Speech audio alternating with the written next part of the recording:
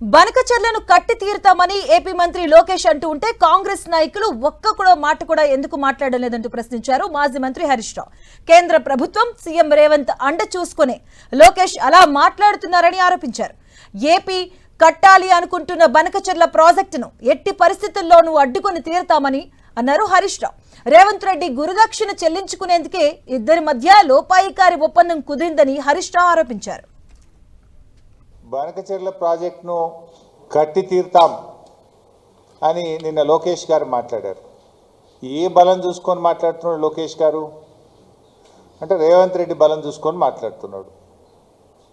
ఢిల్లీలో బీజేపీ మా చేతుల్లో ఉంది, మేము ఏం చెప్తే బీజేపీ ప్రభుత్వం ఆ పని చేస్తుందని, మా చేతిలో ఎంపీలు ఉన్నారు కనుక, కేంద్ర ప్రభుత్వం మా చేతిలో ఉంది కనుక ఖచ్చితంగా మేము ఆడిందే ఆట పాడిందే పాట అని ఒక ధైర్యంతో ఇలా లోకేష్ గారు మాట్లాడుతూ ఉన్నారు. మరి లోకేష్ గారు ప్రాజెక్ట్ కట్టి తీర్థం, అనుమతులు తెచ్చి తీర్థం అని ఆయన మాట్లాడితే రాష్ట్ర కాంగ్రెస్ ప్రభుత్వం ఎందుకు ఈరోజు ఇప్పటివరకు స్పందించలేదు?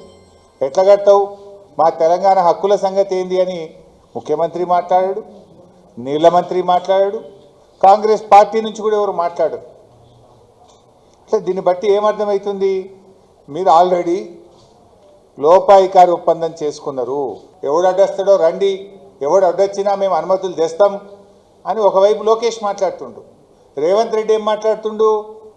అసలు వాళ్ళు బనకచెర్ల కడతామంటే కదా నేను అడ్డు చెప్పేది అంటుండు. మనం ఏమన్నా ఢిల్లీలో బనకచెర్ల ప్రాజెక్టు వాళ్ళు కడతామంటే కదా నేను అడ్డు చెప్పేది అని చంద్రబాబు నాయుడు పేలవంగా బేలముఖం వేసుకొని మాట్లాడుతుండు. వాడు కట్టే తీరుతా, ఎవడు అడ్డం వస్తాడో రండ్రబై, నేను అనుమతులు ఎట్లా దేవాలనో నాకు తెలుసు అని వాడు మాట్లాడుతున్నాడు. నువ్వేం మాట్లాడుతున్నావు? రేవంత్ రెడ్డి వాడు అడమే చెప్తలేడు, ఎజెండాలో లేదని ఒక అబద్ధం మాట్లాడు. వాళ్ళు కడతామంటే కదా నేను అడ్డు చెప్పేది అని ఇంకొక వైపు మాట్లాడతాడు.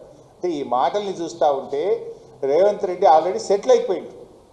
గురుదక్షిణ చెల్లించుకునే పనిలో ఇవాళ రేవంత్ రెడ్డి ఉన్నట్టుగా మాకు అర్థమైంది. ఈరోజు తెలంగాణ నీళ్లు వాడుకోకుండా ఇవాళ జలద్రోహం చేస్తూ ఉన్నారు, అడ్డుపడతా ఉన్నారు. మేము ఊరుకోం, మీ ఆటలు సాగనీయం. ఆనాడంటే ఉమ్మడి ఆంధ్రప్రదేశ్లో నడిపించిందేమో, ఇప్పుడు ఎట్లయితుంది? మీరు ఎన్ని కుట్రలు చేసినా తెలంగాణ సాధించి తీరిండు కేసీఆర్ గారు. అదేవిధంగా ఇవాళ బనకచెర్ల కట్టి తీరుతామని మీరు అంటున్నారు. బనకచెర్ల అడ్డుకొని తీరుతాం మేము. మాకు అడ్డుకోవడం కూడా తెలుసు, ఎట్లా అడ్డుకోవాలో కూడా మాకు తెలుసు. మీరు కట్టి తీరుతామని మీరు మాట్లాడినంత మాత్రాన ఈ దేశంలో రాజ్యాంగం ఉన్నది, సుప్రీంకోర్టు ఉన్నది, ఈ దేశంలో కాన్స్టిట్యూషన్ ఒకటి ఉన్నది. నీ ఇష్టం వచ్చినట్టుగా ఏదో 10 మంది ఎంపీలు చేతులు ఉన్నారు కదా, ఢిల్లీలో బీజేపీ గవర్నమెంట్ చేతులు ఉంది కదా అంటే ఈ దేశంలో కొన్ని హక్కులు ఉన్నాయి, కొన్ని చట్టాలు ఉన్నాయి, కోర్టులు ఉన్నాయి. మాకు కూడా తెలుసు దాన్ని ఎట్లా అడ్డుకో